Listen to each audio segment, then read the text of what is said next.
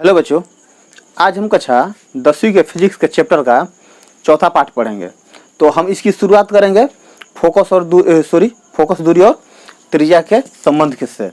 तो चलिए आज हम फोकस दूरी तथा त्रिज्या के बीच में संबंध को सिद्ध करेंगे। अच्छा, तो चलिए शुरू करते हैं। सबसे पहले क्या करेंगे, हम एक अवतल दर्पण लेंगे। ये मान लीजिए हमारा दर्पण हो गया। इसका ये बाहर वाला भाग है, कलई किया हुआ है, और यह क्या हो गया हमारा मुख्य अक्ष P। अच्छा, ये क्या हो गया हमारा मुख्य अक्ष P।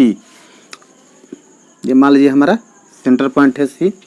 अब देखिए, मान लीजिए कोई प्रकाश की किरण मुख्य अक्ष के समानांतर दर्पण पर पड़ती है। कोई प्रकाश की किरण मुख्य अक्ष के समानांतर दर्पण पर पड़ती है, तो दर्पण से परावर्तन के बाद कहाँ से होकर गुजरती है? फोकस होकर गुजरती है। तो ये क्या हो जाएगा हमारा फोकस हो जाएगा। देखिए, इसको हम मान लेते हैं कोई ये भी किरण है और ये हमारा सी सेंटर पॉइंट हो गया। अब एक बात आप नोट कीजिए, देखिए अगर जो हमारा अभी हमने पढ़ा था कि अगर कोई दर्पण है, दर्पण पर अगर कोई आपतित किरण आती है तो दर्पण से कहाँ पड़ती है? आपतन बिंदु पर पड़ती है और परावर्तन के बाद परावर्तित हो जाती है। तो ये जो हमारा पड़ता है बनता है आपतन बिंदु से जो अभिलंब खींचा जाता है, इसको हम लोग आपतन बिंदु से जो लंब खींचा जाता है उसे क्या बोलते हैं? हम लोग अभिलंब बोलते हैं। और एक आपने पढ़ा है 10वां क्लास में है शायद, थ्योरम। हाँ, थ्योरम 10वां क्लास में ही है, जो आपको 6.2 में शायद पढ़ने को मिलेगा। उसमें है सिद्ध करने के लिए कि वृत्त के केंद्र से अगर परिधि पर कोई लंब डाला जाता है तो 90 डिग्री का कोण बनाता है। अच्छा, तो देखिए ये दोनों का यहाँ पर काम पड़ने वाला है। देखिए मान लीजिए कि ये हमारा कोई वृत्त है और तल ये हमारा खोखला गोला क्या है? वृत्त का ही तो रूप है। अच्छा, तो जब ये वृत्त का हमारा रूप है तो ये हमारा सी क्या हो गया? केंद्र हो गया। अच्छा, सी हमारा केंद्र हो गया। तो अगर केंद्र से हम वृत्त के परिधि पर लंब डालें तो क्या होगा? 90 डिग्री का कोण बनाएगा। चलिए इसको हम क्या करते हैं, यहाँ पर हम लंब डाल दिए।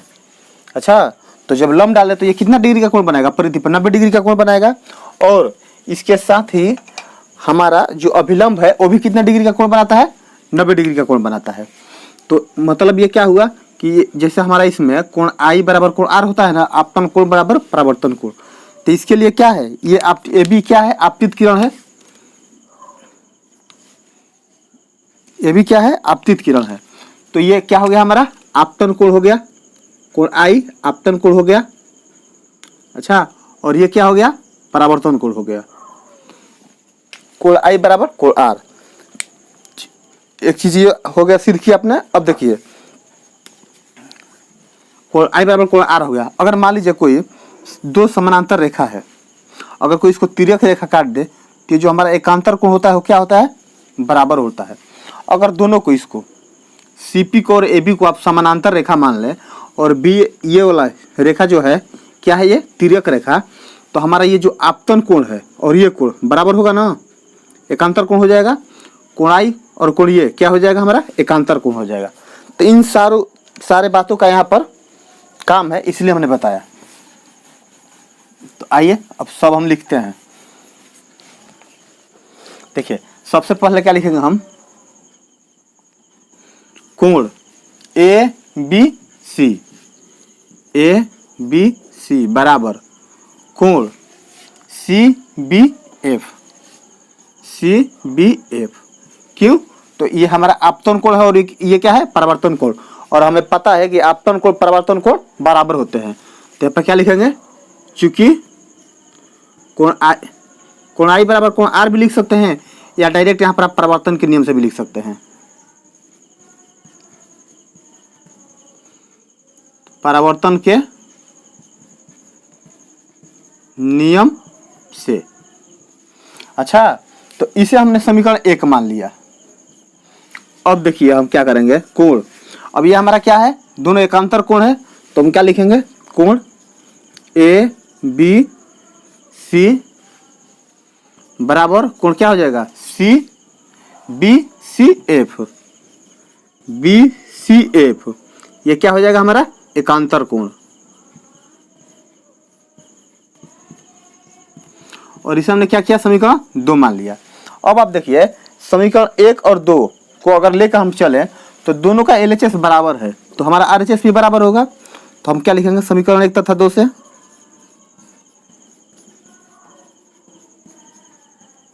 समीकरण 1 तथा 2 से हमारा क्या हो जाएगा, कोण CBF बराबर कोण BCF, ये दोनों हमारा RHS बराबर हो जाएगा। अब एक बात देखिए, एक शायद 9 या 10 में है ऐसा कोई थ्योरम है जिसमें बताया गया है कि अगर किसी त्रिभुज का 2 कोण बराबर होगा तो उसका संगत जो भुजा होता है वो क्या होता है, बराबर होता है। तो देखिए एक ही कोण, एक ही त्रिभुज के, त्रिभुज BCF के कोणीय और कोणीय दोनों बराबर है ना। तो जब दोनों कोण बराबर है तो इसका संगत भुजा बराबर होगा, तो इसका संगत भुजा क्या हो जाएगा, ये हो जाएगा, और इसका संगत भुजा क्या हो जाएगा, ये हो जाएगा। तो इसके बदले में हम क्या लिख सकते हैं, कोण CBF, कोण CBF, इस कोण के लिए क्या लिख सकते हैं हम, CF बराबर BCF के लिए क्या लिख सकते हैं, इस कोण के लिए हमारा BF, ये क्या हो जाएगा हमारा बराबर हो जाएगा। और इसे हमने समीकरण 3 मान लिया। अब देखिए हमने कोण समीकरण 1 लिया, समीकरण 2 लेकर चला, हमें समीकरण 3 मिल गया। अब देखिए यहाँ पे एक चीज और नोट कीजिए कि ये कोण जो B होता है, सॉरी बिंदु जो B होता है दर्पण पे, वो P के बहुत निकट होता है। अच्छा, हमने इसका इतना बड़ा बनाया है क्योंकि इसको जूम करके दिखाया गया ताकि हमें कोण क्लियर दिखाई दे। वास्तव में ये क्या होता है, मान लीजिए ये हमारा ये वाला हो गया मुख्य अक्ष, और ये जो होता है ये ऐसे होता है। यही जो हमारा ये जो हमारा रेखा होता है ये कहाँ होता है, लगभग इसके बराबर होता है, इसके बराबर होता है, यहाँ पर होता है। अच्छा, लेकिन हमने कोण को सही देखने के लिए हम लोग क्या करते हैं, इसका जूम पार्ट देखते हैं। अच्छा, तो ये हमारा जो BF होगा वो क्या होगा, जो हमारा ये B होगा, BF क्या होगा, वो FP के बराबर होगा, क्योंकि ये इसके निकट है तो लगभग दोनों एक तुल्य होते हैं। तो यहाँ पर हम लिखेंगे चूंकि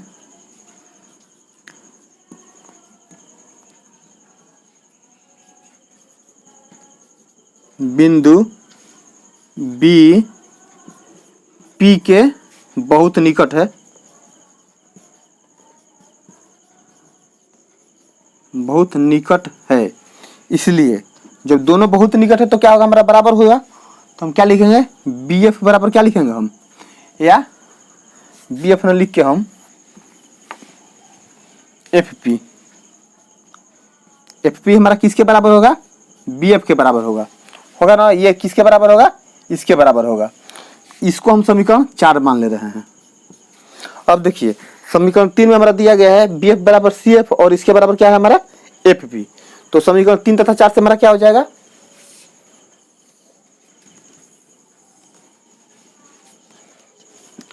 देखिए यहीं पे लिख रहे हैं समीकरण 3 तथा 4 से,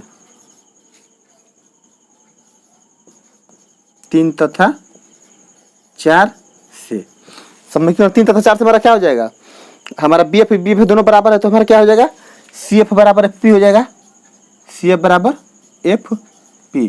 हमने इसको समीकरण 5 मान लिया। अब आप इसका स्क्रीनशॉट ले लें, तब इसका हम आगे वाला भाग बनाते हैं। यार देखिए, चलिए यहाँ पर हो जाना चाहिए। अब हमारा ये मिल गया, मतलब क्या है, हमारा जो CF है, CF है वो इसके बराबर है। अब हम क्या करेंगे, हमें क्या निकालना है, CP। तो हम CP बराबर क्या लिखेंगे, CP अगर हमें लिखना हो तो CP के बदले में हम क्या लिख सकते हैं, CF प्लस FP लिख सकते हैं, CF प्लस FP। अगर हमसे कोई पूछे कि CP का लंबाई अब बताएं, तो CP का लंबाई हम किस तरह बता सकते हैं, यहाँ से यहाँ का दूरी और यहाँ से यहाँ का दूरी हम क्या करेंगे, जोड़ देंगे, या यहाँ से यहाँ तक की लंबाई और यहाँ से यहाँ तक की लंबाई को जोड़ देंगे तो हमारा पूरा लंबाई निकल जाएगा। तो CP हमारा क्या है, त्रिज्या है, गोले का क्या है, त्रिज्या ही तो है। सेंटर पॉइंट से ध्रुव के बीच की दूरी को हम क्या बोलते हैं, त्रिज्या बोलते हैं। तो यह क्या है हमारा वक्रता त्रिज्या बराबर CF हमारा क्या है, CF देखिए CF हमारा,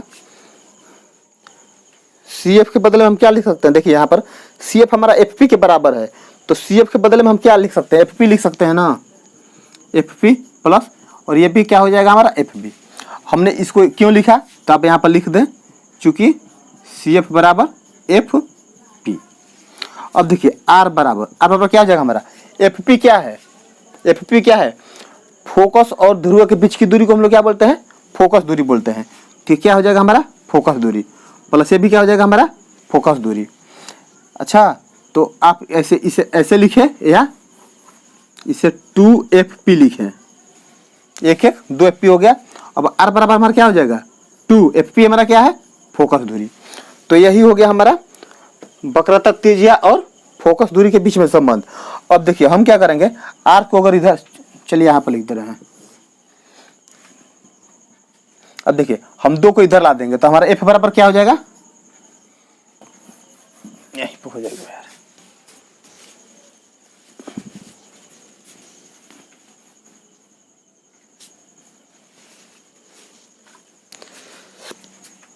हमारा f बराबर क्या हो जाएगा r, ये गुणा है इधर इधर आएगा तो क्या हो जाएगा भाग हो जाएगा, तो ये इधर आ जाएगा।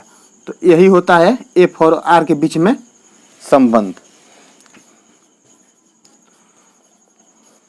हमने क्या किया, एक बार हम आपको रिकॉल करा दे रहे हैं। देखिए हमने क्या किया, एक हमने अवतल दर्पण लिया जिसमें ए बी हमारा एक कोई प्रकाश की किरण है, जैसे ही दर्पण पर पड़ती है दर्पण से परावर्तन के बाद फोकस से होकर गुजरती है। इसके बाद क्या किया हमने, सेंटर पॉइंट से बी को मिला दिया। क्यों, क्योंकि वृत्त के केंद्र से परिधि पर डाला गया लंब क्या होता है 90 डिग्री का कोण बनाता है, और अभिलंब भी हमारा कितने डिग्री का कोण बनाता है दर्पण पे 90 डिग्री का। तो ये हमारा अभिलंब का काम करता है। अच्छा, जब अभिलंब का ये काम करेगा तो ये क्या हो गया हमारा आपतित किरण, और ये क्या हो गया हमारा परावर्तित किरण। तो आपतित किरण जो ये हमारा ये जब हमारा दर्पण इसको मान लिए हम, तो जब आपतित किरण जिस बिंदु पर पड़ती है उसे क्या बोलते हैं हम लोग, आपतन बिंदु बोलते हैं। आपतन बिंदु से खींचा गया लंब क्या कहलाता है, अभिलंब कहलाता है। तो ये हमारा अभिलंब का काम कर रहा है। तो जब अभिलंब का काम कर रहा है तो आपतित किरण और अभिलंब के बीच बने कोण को हम लोग क्या बोलते हैं, आपतन कोण, और परावर्तित किरण तथा अभिलंब के बीच बने कोण को हम लोग क्या बोलते हैं, परावर्तन कोण। तो ये कोण और ये कोण हमारा दोनों क्या हो जाएगा, बराबर हो जाएगा।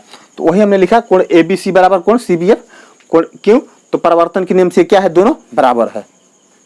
अच्छा, अब देखिए हमारा क्या होगा, यहाँ पर अगर हम इसको एक रेखा मान लें और इसको एक रेखा मान लें तो दो ये समानांतर रेखा है, अगर इसको कोई तिर्यक रेखा काट रही है तो एकांतर कोण बराबर होते हैं। तो ये मान लीजिए हमारा BF जो है वो क्या है, तिर्यक रेखा है। जब ये काट रही है तो ये कोण दोनों बराबर होगा एकांतर कोण से। अच्छा, तो जब ये दोनों कोण हमारा बराबर हो गया एकांतर कोण से, तो एकांतर कोण भी बराबर होते हैं। तो हमने क्या लिखा है यहाँ पर, कोण ABC बराबर कोण BCF हमारा क्या है, एकांतर कोण। एकांतर कोण से क्या हो गया, दोनों बराबर हो गया। अब देखिए समीकरण 1 और समीकरण 2 को देख रहे हैं तो हमारा LHS बराबर है, तो हमारा RHS भी बराबर हो गया। इसके बाद हमने क्या किया, देखिए अब हम जानते हैं कि किसी भी त्रिभुज के अगर 2 कोण बराबर हो तो उसके संगत भुजा क्या होते हैं, बराबर होते हैं। तो इसका संगत भुजा क्या हो जाएगा, सामने वाला भुजा, और इसका संगत भुजा इसके सामने वाला भुजा हो जाएगा। तो हमारा क्या हो गया, CF बराबर BF। वही हमने लिखा है CF बराबर BF। अब चूंकि बिंदु B जो है P के बहुत निकट है, तो जब P के बहुत निकट है तो क्या होगा, हमारा जो BF होगा वो क्या होगा, PF के बराबर होगा। तो यही हमने यहाँ पर लिखा। अब देखा हमने कि समीकरण 3 और समीकरण 4 में देख रहे हैं कि हमारा RHS बराबर है, तो LHS भी बराबर होगा, हमने LHS बराबर कर दिया। इसके बाद हमें क्या निकालना है, यहाँ से यहाँ तक दूरी निकालना है, वक्रता त्रिज्या। तो वक्रता त्रिज्या बराबर क्या होता है, यही तो CP को ही तो बोलते हैं हम लोग वक्रता त्रिज्या। तो CP को हम क्या लिख सकते हैं, CF प्लस PF लिख सकते हैं। तो हमने वही किया, CF प्लस FP लिख दिया। अब देखिए CF को हम FP लिख सकते हैं क्योंकि हमने इसको यहाँ पर सिद्ध किया है। तो CF बराबर हमारा क्या हो गया, FP। अब 2FP हो गया, 2 को जोड़ दिया तो 2FP। FP हमारा क्या है, फोकस दूरी, दूरी के बीच की दूरी को हम लोग क्या बोलते हैं, फोकस दूरी बोलते हैं। तो PF हमारा क्या है, फोकस दूरी है, तो हमने उसको यहाँ पर F लिख दिया। अब F बराबर क्या किया हमने, इधर 2 जो गुणा में है R की तरफ लेकर चला आया तो क्या है, R/2 हो गया। तो यही हमारा था F और R के बीच में संबंध। तो उम्मीद है आप लोग को समझ में आया होगा। तो चलिए आप लोग इसका स्क्रीनशॉट ले लें, फिर हम आगे इसको पढ़ते हैं। ठीक है, अब हम क्या पढ़ेंगे, गोलीय दर्पण से किरण आरेख की बनावट। अच्छा, तो चलिए वो भी हम एक एक पॉइंट करके पढ़ते हैं। इसमें लगभग 4 पॉइंट है, इसके बाद हमें आवर्धन वगैरह पढ़ना है। तो देखिए मान लीजिए ये कोई हमारा दर्पण है, कुछ ज़्यादा सही है, ज़्यादा कर्व नहीं है। ये कोई हमारा दर्पण हो गया जिसका ये बाहरी भाग क्या है, रजदित है। अब ये यहाँ पर हमारा कोई मान लीजिए ये हमारा मुख्य अक्ष हो गया इसका, तो ये हमारा क्या हो गया, ध्रुव हो गया। अच्छा, अगर मान लीजिए कोई प्रकाश की किरण मुख्य अक्ष के समानांतर आती है, कोई प्रकाश की किरण मुख्य अक्ष के समानांतर अगर दर्पण पर पड़ती है तो दर्पण से परावर्तन के बाद कहाँ से होकर गुजरती है, फोकस से होकर गुजरती है। अच्छा, तो ये कहाँ से होकर गुजरेगा, हमारा फोकस से। ये मान लीजिए हमारा कोई ये हमारा मुख्य अक्ष के समानांतर कोई किरण है, हम इसको किरण का नाम मान लीजिए ए बी दे दिए हम। अगर देखिए ऊपर से नहीं, अगर ये नियम से भी नीचे से भी होता है, अगर मान लीजिए नीचे से कोई प्रकाश की किरण मुख्य अक्ष के समानांतर दर्पण पर पड़ती है तो दर्पण से परावर्तन के बाद कहाँ से होकर गुजरेगी, फोकस से होकर गुजरती है। अच्छा, तो इसमें बस यही हमें पढ़ना है कि अगर कोई किरण मुख्य अक्ष के समानांतर दर्पण पर पड़ती है तो दर्पण से परावर्तन के बाद मुख्य फोकस से होकर गुजरते, सॉरी मुख्य फोकस बोल रहे हैं। अगर कोई किरण मुख्य अक्ष के समानांतर यदि कोई किरण दर्पण पर पड़ती है तो दर्पण से परावर्तन के बाद फोकस से होकर गुजरती है। तो आप चाहे तो चलिए हम इसको लिख भी दे रहे हैं, तो क्या लिखेंगे हम,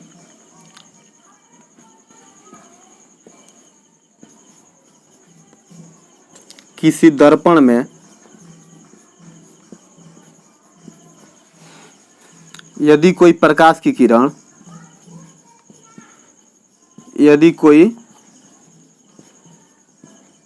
प्रकाश की किरण, यदि किसी दर्पण में यदि कोई प्रकाश की किरण मुख्य अक्ष के समानांतर, मुख्य अक्ष के समानांतर दर्पण पर पड़ती है तो दर्पण से परावर्तन के बाद, दर्पण से परावर्तन के बाद कहाँ से होकर गुजरेगी, फोकस होकर, दर्पण से परावर्तन के बाद फोकस से होकर गुजरती है। फोकस मतलब एफ से होकर गुजरती है। क्या होगा, किसी भी दर्पण में अगर कोई प्रकाश की किरण मुख्य अक्ष के समानांतर दर्पण पर पड़ती है तो दर्पण से परावर्तन के बाद फोकस से होकर गुजरती है। ये हमारा क्या हो गया, फोकस हो गया। अच्छा, तो चलिए आप इसका स्क्रीनशॉट ले लें, इसके बाद हम इसका अगला पॉइंट पढ़ते हैं। अगला पॉइंट हम पढ़ेंगे, तो चलिए देखिए, मान लीजिए ये क्या हो गया, हमारा कोई ये हमारा कोई दर्पण हो गया। पिछली बार हमने कहाँ से किरणों को गुजारा था, हमने मुख्य अक्ष के समानांतर किरणों को गुजारा था। ये क्या हो गया हमारा, सीपी क्या हो गया हमारा, मुख्य अक्ष बोले या प्रधान अक्ष बोले। देखिए, अगर कोई किरण फोकस से होकर, मान लीजिए ये कोई किरण है, यहाँ से फोकस से होकर दर्पण पर पड़ती है तो परावर्तन के बाद क्या हो जाती है, वो मुख्य अक्ष के समानांतर हो जाती है। यदि कोई किरण फोकस से होकर दर्पण पर पड़ती है तो परावर्तन के बाद मुख्य अक्ष के समानांतर हो जाती है। ये क्या हो गया हमारा, फोकस हो गया। ऐसे ही मान लीजिए आप यहाँ से भी, अगर इधर से भी अगर यहाँ पर पड़ा है तो ये हमारा फोकस हो गया। फोकस अगर कोई किरण दर्पण पर पड़ती है तो परावर्तन के बाद क्या होगी, वो मुख्य अक्ष के समानांतर हो जाएगी। अच्छा, तो ये हमारा था, तो इसको हम कैसे लिखेंगे, यदि कोई किरण फोकस से होकर, यदि कोई किरण फोकस से होकर दर्पण पर पड़ती है तो दर्पण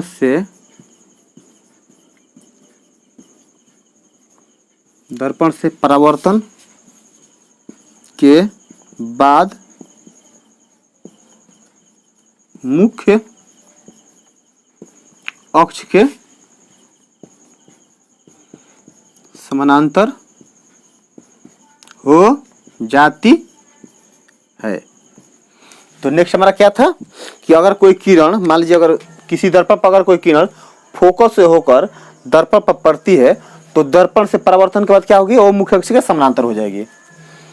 शायद आप लोगों को भी आवाज सुनाई दे रहा हो, बगल में शादी है तो थोड़ा बैकग्राउंड से आवाज आ रहा है, आप उसको इग्नोर करके आगे देखें। अच्छा, तो आप उस पर ज़्यादा ध्यान ना दें, लगन का दिन है तो थोड़ा इधर उधर से आवाज आएगा ही, बगल में पड़ोस में शादी है। तो चलिए, ये हमारा हो गया दूसरा पॉइंट। तो आप इसका भी स्क्रीनशॉट ले लें, फिर हम इसका नेक्स्ट टॉपिक देखते हैं। अब हम इसका अगला पॉइंट देखेंगे। तो चलिए, हमने प्रकाश को कहाँ कहाँ से गुजारा, एक तो मुख्य अक्ष के समानांतर, दूसरा फोकस से। अब तीसरी बार हम वक्रता केंद्र से इसको गुजारेंगे। मान लीजिए हमारा क्या हो गया, कोई दर्पण हो गया, बैकग्राउंड की आवाज को आप इग्नोर करना। ये हमारा क्या हो गया, कोई मुख्य अक्ष हो गया, और ये हमारा क्या हो गया, ये हमारा हो गया वक्रता केंद्र। देखिए, अगर कोई प्रकाश की किरण, आप यहाँ बिना बना के चलिए, हम यहाँ बना दे रहे हैं। अगर कोई प्रकाश की किरण वक्रता केंद्र से होकर दर्पण पर पड़ती है, अगर कोई प्रकाश की किरण वक्रता केंद्र से होकर दर्पण पर पड़ती है तो दर्पण से परावर्तन के बाद उसी पथ पर वापस लौट जाती है। अच्छा, ये चीज आप याद रखना कि अगर कोई प्रकाश की किरण वक्रता केंद्र से होकर गुजरती है तो दर्पण से परावर्तन के बाद कहाँ जाती है, उसी पथ पर वापस लौट जाती है। तो इसको हम लोग क्या लिखेंगे, यदि कोई प्रकाश की किरण वक्रता केंद्र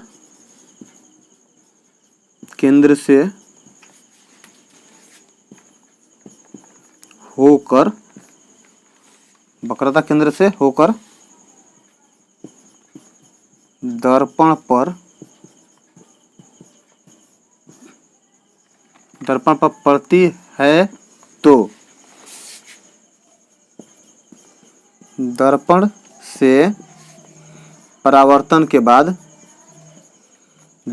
से परावर्तन के बाद कहाँ से गुजरेगी, उसी पथ पर वापस लौट जाती है। तो क्या लिखेंगे हम लोग, उसी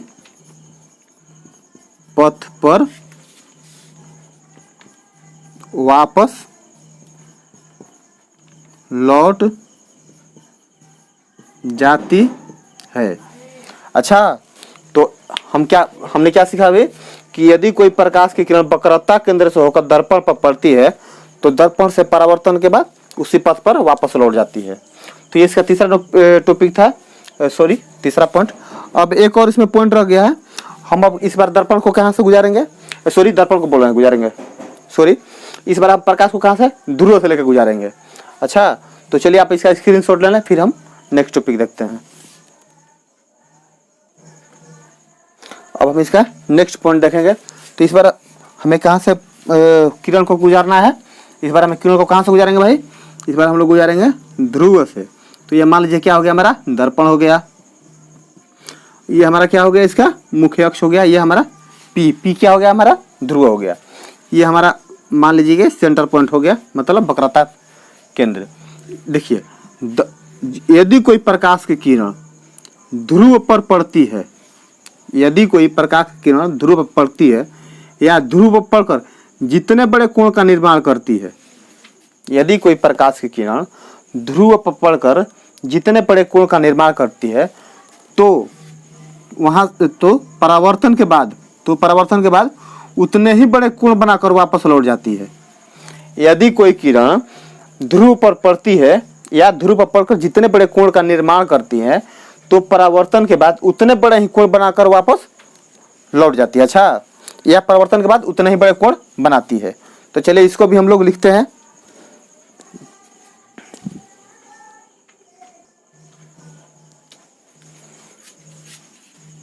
चलिए हम यहाँ लिखते हैं, यदि कोई प्रकाश की किरण ध्रुव पर, थोड़ा हिंदी हमारा टाइट है, आप इससे एडजस्ट कर लेना। यदि कोई प्रकाश की किरण ध्रुव पर पड़कर जितने बड़े कोण का निर्माण करती है, या जितने बड़े कोण, इसको हम लिखते हैं जितने बड़े कोण बनाती है। थोड़ा वर्ड लग रहा है, तो क्या लिखेंगे हम? जितने बड़े कोण को बनाती है तो दर्पण से परावर्तन के बाद, दर्पण से परावर्तन के बाद उतने बड़े कोण बनाकर गुजर जाती है, गुजर जाती है। देखिए, आपको एक बार फिगर में भी देख लेना। देखिए, ये हमारा ध्रुव हो गया, यहाँ से प्रकाश की किरण ध्रुव पर पड़ी, तो जितने बड़े कोण का इसे यहाँ पर निर्माण किया, जितने बड़े यहाँ पर कोण का निर्माण किया, दर्पण से परावर्तन के बाद क्या किया, उतना ही बड़े कोण बनाकर वापस क्या हो गई है, दूसरी दिशा में चली गई। तो ये इसका अगला पॉइंट था। अब देखिए, अब हमें पढ़ना है अवतल दर्पण में प्रतिबिंब का निर्माण। तो बात ऐसा है कि बैकग्राउंड आवाज बहुत ज़्यादा आ रहा है, तो आज के लिए इस टॉपिक को बस इतना ही रोकते हैं। कल एक छोटा सा टॉपिक बना देंगे हम, सिर्फ उसमें अवतल दर्पण से प्रतिबिंब का निर्माण, और फिर इसमें 2 सूत्र सिद्ध करने के लिए रह जाएगा, एक दर्पण सूत्र और एक आवर्धन का सूत्र, तो भी हम सिद्ध कर देंगे। तो चलिए, आज के लिए बस इतना ही रखते हैं। आप पढ़िए, मस्त रहिए, अब भी सही तैयारी में लग जाइए, ताकि अच्छे मार्क्स आ सके 2023 में। तो आज के लिए बस इतना ही रखते हैं। आप इसका स्क्रीनशॉट ले लें। धन्यवाद।